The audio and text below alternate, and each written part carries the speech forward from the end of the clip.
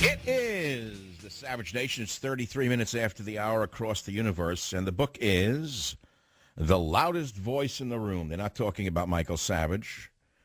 It's by Gabriel Sherman, and he's talking about Roger Ailes, who he says built Fox News and divided a country. Now, I don't agree with the premise of the subtitle, but the book is very interesting. Mr. Sherman, welcome to the Savage Nation.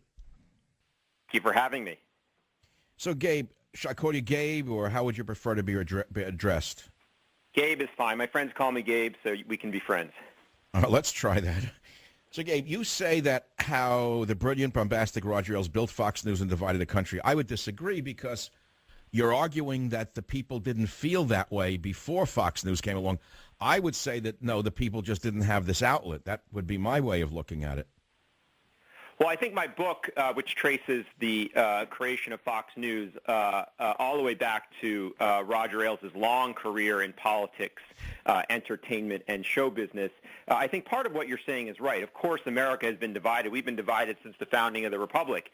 But what Ailes did through Fox News was to change our media culture. He transformed our media culture back to what we had before World War II, which was a very partisan, activist media culture. It was only in the last 50 years with the big three broadcast networks that the idea of, quote, objective media was popular. You know, our history is actually one of very partisan media, and through absolutely, the Victorian press was quite interesting unto itself. The cartoons would skewer politicians, and I mean, I would argue that Fox News performed a great service, but I don't think that they really divide America anymore in the sense that they move so far to the center. But let's go to your book. You say Roger Ailes began as a sickly kid and then worked in politics. He was a political operative before Fox. I didn't know that. Yeah, he has had a remarkable life story. I mean, he is the Zelig of conservative politics. You know, he grew up middle class in Warren, Ohio. It's a factory town in northeast Ohio. His dad was a blue-collar, middle-class guy, worked at the Packard electric plant. He was a foreman in the maintenance department. Roger Ailes was a hemophiliac. His parents didn't even know if he would make it out of childhood, and he overcame that illness and found his love of television and the theater. Wait, are you saying you're saying he's no longer hemophiliac? He is. He is a hemophiliac, but his parents did not know if he would make it out of childhood. At that age, the average life expectancy of a severe hemophiliac was about 11 years old. So in the 19 Wow, bless him for overcoming such odds and working in such a helter-skelter world.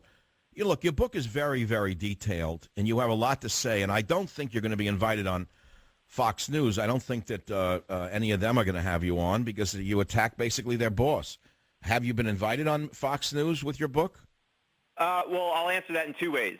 No, the short answer is I've not been invited, but I would challenge your premise that I attack their boss. I mean, the book is very measured. It shows all sides of Ailes' personality, and you can't write about Roger Ailes without writing about his dark side. That's part of what makes him so successful. So as a reporter, I went out and wanted to understand how he built Fox into this phenomenon. Whether Fox people treat that as an attack, that is, that's their interpretation. But I think any honest reader who sits down and spends time with the book will not see it that way.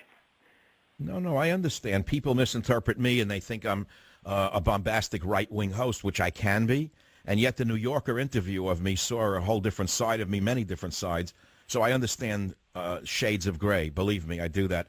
And that's why I wanted to have you on, because it's interesting to me, Gabe, that in one of my previous books, I actually defended Murdoch from the accusations against him. I didn't expect anything from him. But I am actually persona non grata on Fox News, which is very interesting. In the early years, both Hannity and, O'Reilly fought to get me on their shows first. And then something happened along the way where I am banned from Fox News. Now, I don't want to turn the whole interview in this thing about me, but it's odd that I'm one of the top hosts in the country and I'm never on that station. Is that something like a vendetta that you think is operating here, or what? Well, I mean, I can't speak specifically to your case directly, but let me talk about the culture of Fox. One thing you need to know about how Fox News works is no one gets on the air if Roger Ailes doesn't want them. There are blacklists at Fox News. Roger Ailes can decide that people are not allowed on the network. Well, no, I was told Roger Ailes hates me, Michael Savage. I don't know why. I never met him.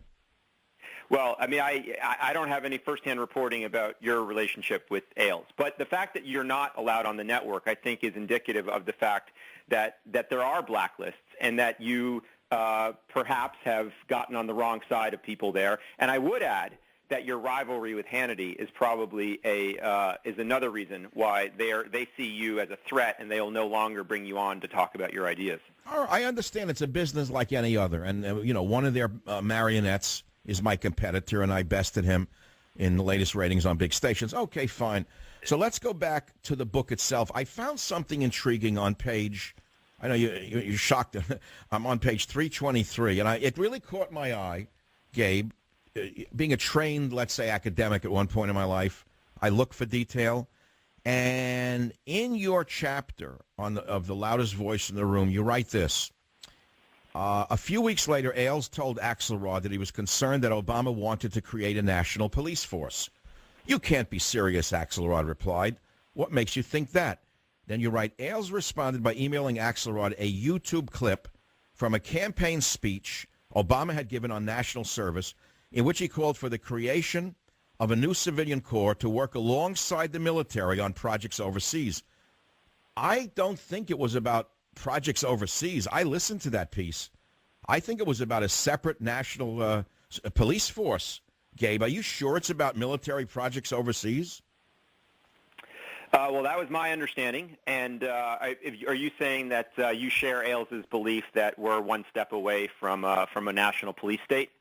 I didn't say we're one step away, but it was in Obama's speech. In fact, if you want, I want you to, Neil, could you play us a few seconds long? Neil, could you just play it for a minute for Mr.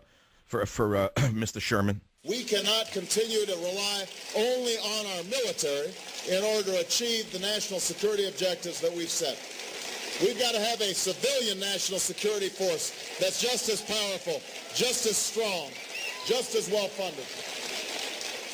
That's frightening, and it's frightened a lot of people on the conservative side because they fear he wants to create his own, his own Praetorian Guard, in essence. I don't think he's going to do it, but it's very worrisome, Gabe. It really is.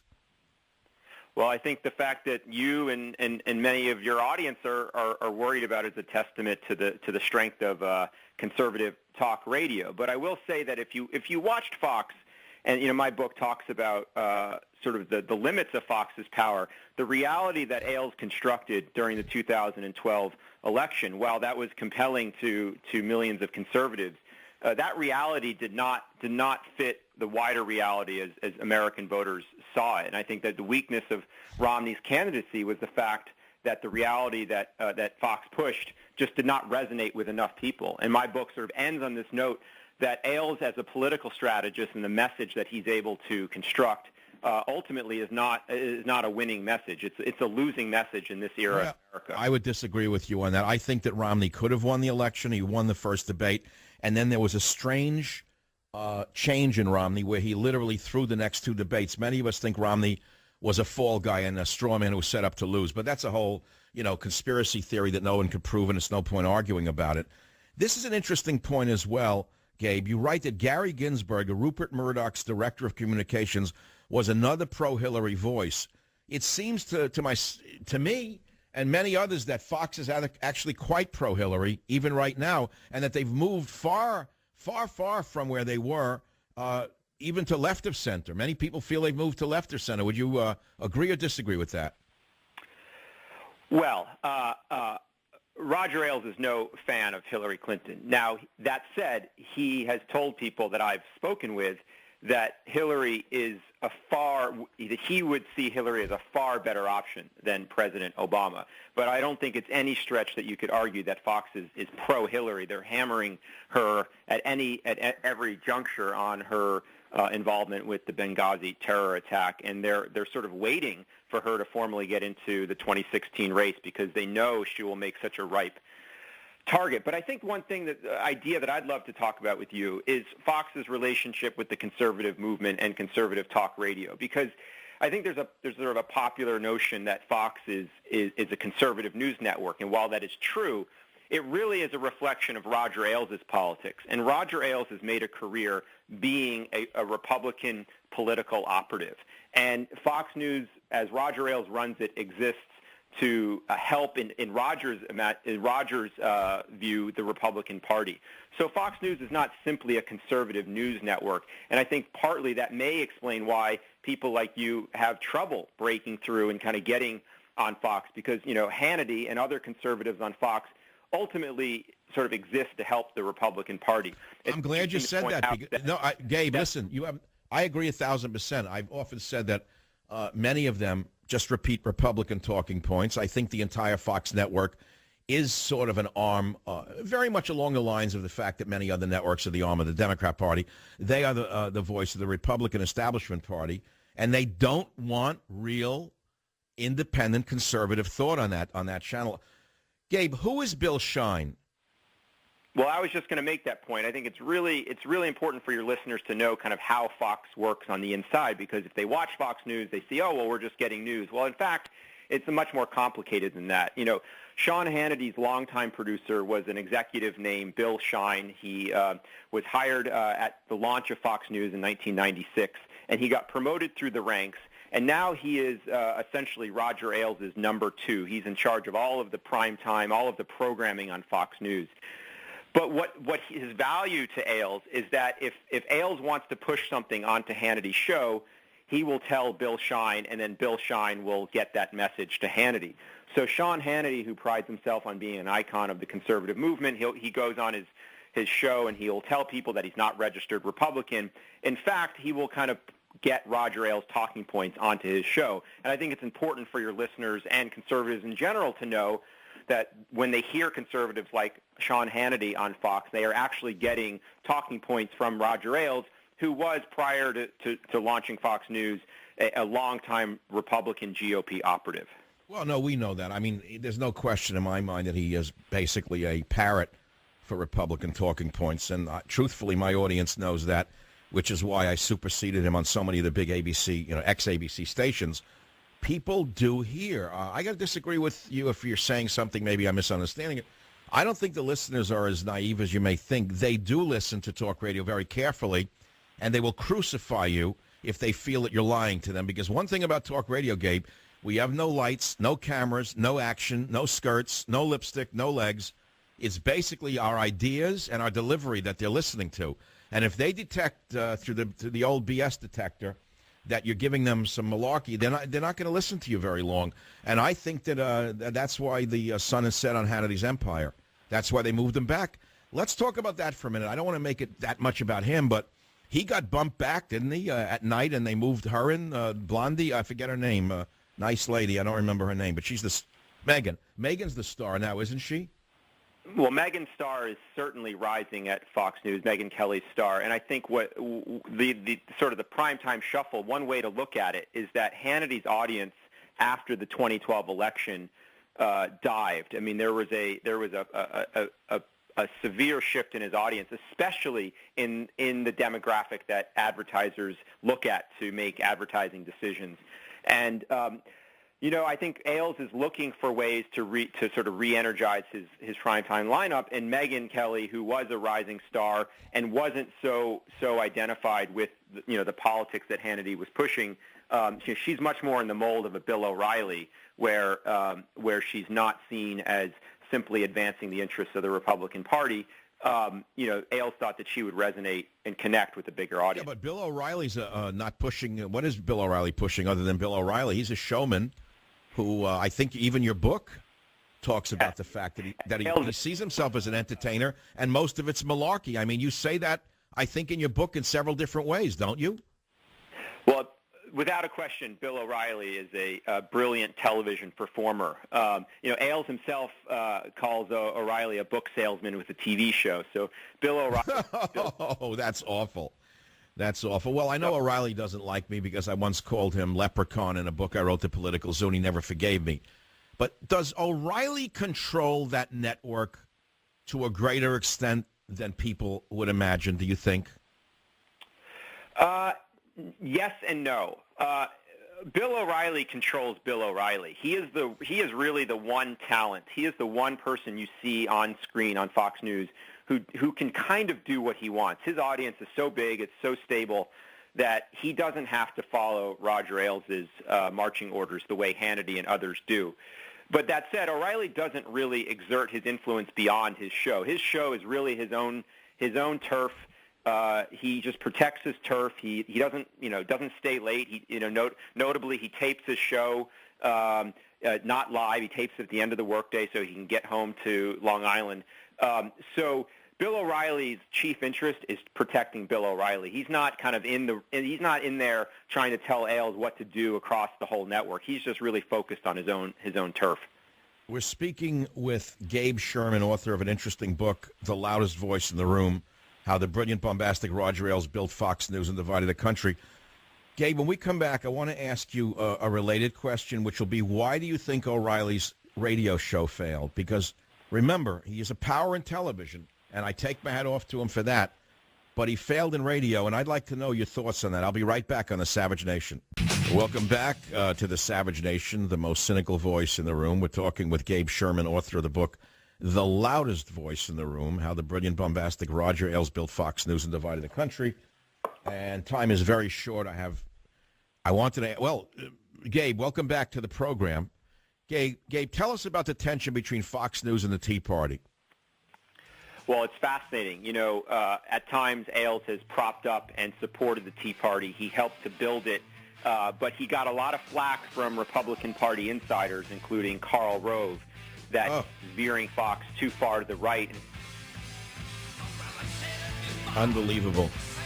Gabe, actually, I'd like you to come back at the top of the hour because we have too much to talk about. If you got a few minutes, we'll give you more publicity. It's the Savage Nation. Be here or be nowhere. I thought that this interview, I would have Gabe on for one segment, like 15 minutes. He's been on for 30 minutes in the last hour, and I want him back to take your calls here about your questions about the inside story of Fox News. And you can call us at 800. I got to look at my number, 800-855-400-7282, 855-400-7282. I'm looking, Gabe, welcome back to the program. Thanks for having me. So, Gabe, looking farther in the book, a few other things that you wrote really caught my attention. And that was that they hired Bill Salmon, a Washington Times correspondent, who didn't last because he was too far to the right, so they got rid of him. Is that true? Well, he definitely did some things that got Fox into hot water. One of the things that I found most interesting, and maybe your audience would, is that Ailes refuses to own his bias. Now, his whole shtick is that Fox News is fair and balanced. And whenever Fox got into controversies because they did things that showed the true politics on Fox, the Fox PR department would try to clean it up. And Bill Salmon is an example of someone who got into trouble because he was exposed for saying things that clearly showed he was trying to advance a conservative agenda, which is, it's a free country, that's fine. But what I found interesting is that Ailes essentially cut him loose. And if Fox is a conservative network, I've always wondered why they don't just own that and market themselves as a conservative network. And we have a First Amendment. It's a big country. There's room for all voices. That's the game they should play. Right. CNN and MSNBC are far left outfits. Certainly MSNBC is a lunatic left-wing fringe outlet. CNN is lost in cyberspace, and Fox represents, I think, a centrist view. But, there's something else that you write, Gabe, that really caught my eye. I couldn't believe this. You're talking about Glenn Beck and what a success he was when he was hired by Ailes. And this I couldn't believe when you wrote this. You said, in a break from Fox tradition, Glenn Beck had his own team of aggressive public relations counselors who had worked with Katie Couric and film mogul Harvey Weinstein. Is that true? That is true. And, I think it's an example of the fact that Glenn Beck is a savvy business person. And yeah, but wait a minute. That means he's a complete fraud. I call him a hemorrhoid with eyes because I call him the Margot of news talk. But the fact that I call him Margot for a reason, I think this guy belongs in a revival tent, not in front of a camera. But when I read in your book that he hired a PR firm that worked for one of the worst people on the planet, Harvey Weinstein, in my opinion, I'm not shocked, but I'm quite surprised that you were able to get this information out there in public. Well, I think Beck in my book served as an example of someone who wanted to build a business. He was a rival of Ailes. Essentially, at the end of Beck's time at Fox, Ailes, was threatened by Beck's willingness to try to build his own empire, and they split and parted ways because Beck wasn't willing to cut back on his own activities. He essentially became a rival of Ailes. And most people think Beck left because of his politics. It wasn't politics. In fact, it was just a business dispute over two executives trying to build their own business.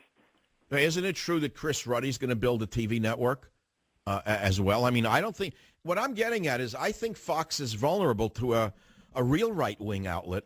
I'm not sure that Newsmax is the answer because they're rather centrist, but I believe anyone who really serves the conservative audience could make a big splash today, because Fox has moved radically to the center. Well, without a question, the biggest audience in cable news right now is on Fox News, and that is a big audience. And the same pressures that split the traditional media are now affecting Fox News. And, Ailes' audience it's an older audience. It's not growing. Fox News doesn't understand the internet. They're not building a digital business. So there are a lot of pressures. And if there were smart business people out there in America, a big opportunity in conservative media would be to try to build rivals to Fox, because Ailes has had essentially a monopoly on conservative television news over the last 15 plus. No, you're right. You're right. And also what I'm learning from the book is that it's a Byzantine world, Fox News, like all organizations. It's sort of a government unto itself with its own intrigues, very much like the Vatican. And either you're in or you're out. And if you're out, they don't care what your politics are or how smart you are. They're not letting you through that door. And that's very intriguing to me, Gabe. I mean, this is extremely well researched. It's almost an academic level research, but yet it's written in a popular format. I'd recommend it for anyone who's interested in what goes on behind the curtain. The tension between Fox News and the Tea Party is pretty clear. Who did Roger Ailes want as president during the last election? Well, his two top choices were Chris Christie, the governor of New Jersey, before his bridge scandal issues, and General David Petraeus. Ailes venerates the military, and he loved this idea of having a war hero president. And what's interesting, this is another interesting point to make that I think your audience would be interested in, is Roger Ailes, for all of his conservative bona fides, is essentially a moderate Republican. He works through moderate centrist Republicans. His political hero is George H.W. Bush, who was no friend to conservatives. He famously broke his no new taxes pledge. And Roger Ailes wanted moderate Republican candidates to run. And yet, his own personal politics are very far to the right, but he feels that he has to use moderates to try to advance his agenda. So he's not trying to elect true conservatives. In your book, The Loudest Voice in the Room, about Roger Ailes and the Fox network, Gabe, there are many points that you make, I think, that people are going to find saying, okay, I really thought that was what was going on, and this book confirms it. But there's an awful lot in there that we didn't know, such as the fact that Glenn Beck, in my opinion, is the 14-carat phony that I've always thought he was. I mean, I'm not asking you to comment. I wouldn't ask you to do that. You probably pride yourself on journalism. I pride myself on strong opinion. I looked through this man from day one, and I saw a fraud. But when I read that he hired the PR agent that worked for Harvey Weinstein, I'm shocked that you found that out. But there's another element, Gabe, that I really want to make with you that's a little editorializing, as you'd expect on a talk show, especially one as loud as mine, that has risen so far without Roger Ailes, which is that Fox News thinks that they are the gatekeeper to everything conservative, that unless they have you on their show, your book's not going to sell. Unless they approve of you, you're not going to get anywhere in the media. Well, it's wrong. I am where I am despite Fox News. I haven't been on that show since the early days of my radio career, and look where I am today. I don't think they're as powerful as they think they are. Well, I actually do want to comment on that because it's something that is based on my reporting. And I have firsthand reporting. I had many interviews with conservatives who basically made the point to me that if you are not on Fox News, your ideas will not get traction in the conservative world. You won't sell your book. You won't get booked for speaking engagements. That yes, Fox News historically has been the gatekeeper to conservative America. And what I think is so interesting is the fear the palpable fear, you talk to the Vatican, it being this kind of a Byzantine closed institution. Well, I'll tell you, I had many interviews where people were so paranoid that if Roger Ailes found out they were talking to me, that they would be blacklisted from Fox. This is a man that has taken over and controlled the conservative movement. And I think, shows like yours are the exception to the rule that, conservatives by and large do not challenge Fox News. I've always wondered, I work at New York Magazine. I've written critical, aggressive articles about the New York Times, about CNN, about MSNBC. Why doesn't the Weekly Standard run a tough, aggressive article about Fox News? Conservative, so-called conservative magazines like National Review and others, they don't challenge Fox News because they're scared of Fox News. Yeah. Oh, no, they need Fox News because they can't live without them. What I'm trying to get at is, if there was a statement by John Burroughs, the naturalist, who wrote, "If you bait your hook with your heart, the fish will always bite." I've had 6 New York Times bestsellers in a row. I never appeared on Fox News. It would have been nice. There would have been bigger bestsellers, but I didn't need them. What I'm saying is there's an audience of Americans out there who are independent-minded, who don't need someone to tell them what to think. Mm-hmm. Well, that is interesting. I think, but again, I think if you look historically over the last 15 years, that's the exception to the rule. Well, I've always been the exception. Even in the first grade, I was considered a weirdo. Gabe, we have some callers on the show who have great questions for you. If you have a few more minutes, the loudest voice in the room, by Gabe Sherman. I suspect it's going to be a bestseller. Not so much because Gabe is bestseller. I'm sorry. It already was a New York Times bestseller. When? It was in January, shortly after it was published. 2 weeks on the list. Good. I hope it goes back up on the list. Let's go to some of the callers for Gabe Sherman, and I don't know which one to take first, Neil. Just pick any one of them and throw them up there. Are we doing line 1? Let's do line 1. Gary, go ahead, please, from WMAL in Washington, D.C. I got a question for Gabe. I was wondering if he can comment on why the major news networks won't publicize or, bring to light the Muslim rebels that are coming down from Turkey into Syria and taking out, Christian neighborhoods and basically doing what they were doing back in, 1919, racial, religious cleansing, if you want to call it that. I think he's talking about the Holocaust against Christians going on in the Middle East right now that's sort of blacklisted from the news.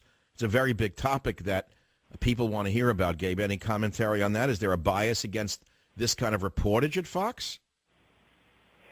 I actually would, pass on that because I can't speak for how I'm not a media critic. I'm a reporter, so I haven't done any of my own reporting on that inside networks. So I want to sort of refrain from speculation. Okay, fair enough. Let's try one more caller directly about the book, The Loudest Voice in the Room, and I don't know who would be the best here. Let's go to Donna on WMAL in Washington again. Go ahead, please, Donna. Hi, Gabe, and hi, Dr. Savage. I just want to ask this question. When I knew Fox, and I knew them, back in the 80s, they were called the Family Channel. And since that time, they've kind of morphed, as we've seen, into supposedly a conservative voice. But I noticed in particular, post-election 2012, they went far centrist. And it was like, my thought was, are they being threatened? What's really going on? I'd love to know that story. Yeah, it's a good question, Gabe. I think in your book you say it was the ratings plummeted after the election, and I think that's because Hannity, amongst others, took positions that didn't Hannity make a prediction that was wrong? Isn't that what happened to him? Well, what happened was that there were several people on Fox. The most extreme example was Dick Morris, who declared a Romney landslide. People telling the Fox audience that, come election day, it was going to be a wipeout. And people woke up and they realized that they had been mugged by reality. And the audience kind of revolted. They say, wait a minute, we watch you to get news and you're kind of lying to us. And so the ratings just dived, especially Hannity's audience really softened. And Ailes decided to make a switch and to promote Megyn Kelly into the 9 o'clock spot.